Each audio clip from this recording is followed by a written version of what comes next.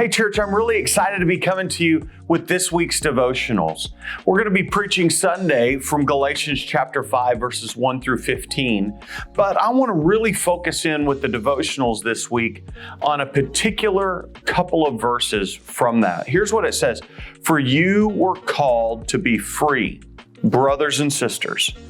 Only don't use this freedom as an opportunity for the flesh, but serve one another through love.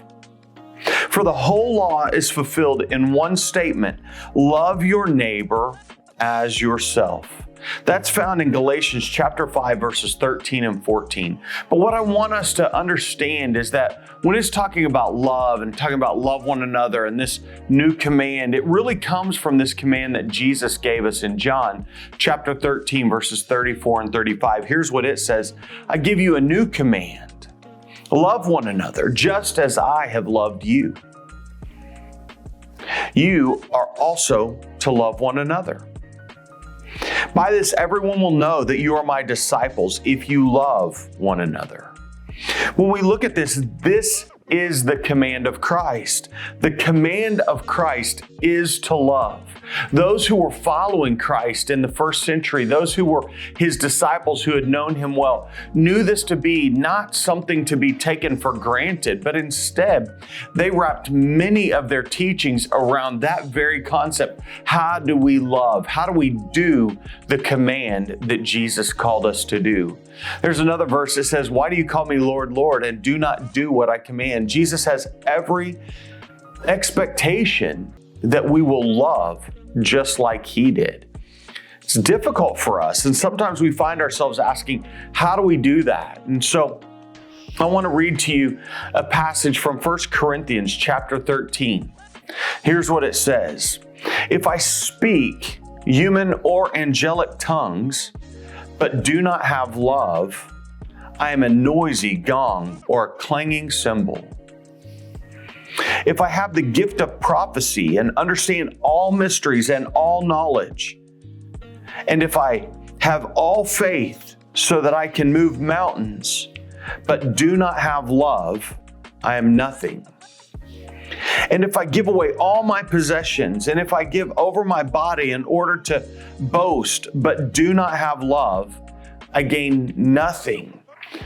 The second point there is not just, the first point is that the command of Christ is love. The second point is this: if I don't have love, my commitment to Christ is worthless. It's not sincere. Let's just let that sink in for a moment. Jesus expects us to love like he did. That's how people will know that we follow him. If we're not loving, if we are not compassionate, if we are not selfless, if we are not giving, then really it's proving that we're doing something for ourselves, and really it's not about Christ at all. So then he tells us exactly what love looks like. Oftentimes we hear this passage in weddings, but the reality is he was laying this out to Christians to help them understand this is how we're to love one another.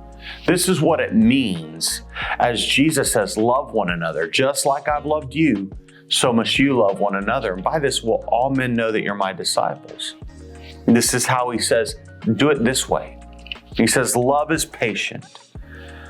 Love is kind. Love does not envy. It is not boastful. It is not arrogant. It is not rude. It is not self-seeking. It is not irritable. It does not keep record of wrongs. Love finds no joy in unrighteousness, but rejoices in the truth. It bears all things, believes all things, hopes all things, endures all things. Love never ends.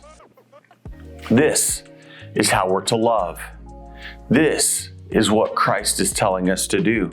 So when we come to this place in Galatians where it's saying that we were called to be free, brothers and sisters, but we're not to use that freedom as an opportunity for the flesh, but instead to serve one another through love, that's what it's telling us to do. That's what it's encouraging us to be. So, as you look at this freedom we have in Christ, also know for sure that we're called to love people with that freedom, with that graciousness that He gives us. Have a great day. Have a fantastic week. And we'll follow up with this exact same point coming up this week.